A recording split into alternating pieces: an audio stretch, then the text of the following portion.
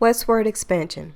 And so we have it. The Civil War had now ended, and the United States government was encouraging its peeps to move to the West. The government had begun to give land grants to railroad companies to build railroads. They wanted to bridge the gap between East and West. In the end, 4 out of the 5 railroads, including the Transcontinental Railroad, were created to help the United States make transportation between East and West easy breezy. The United States government also passed the Homestead Act of 1862. This act let people who were looking to move west claim over 160 acres of free land. The only thing they had to do was to live on the land and develop it for at least 5 years. This in turn led to the birth of cattle ranches. The Americans seeking to move west saw the Homestead Act and the Great Plains as a fresh start and a great opportunity. They also hoped to strike it rich as they remembered the California gold rush of the 1840s and 1850s. The primary reasons for the westward expansion were opportunities to own land, a new beginning for former slaves, the dream of striking it rich with the California gold rush, the transcontinental railroad ventures in new technology, and overall adventures of moving to the West. It wasn't all pretty though. The westward expansion also brought about the Manifest Destiny, a 19th century doctrine that stated that the expansion throughout the United States was America's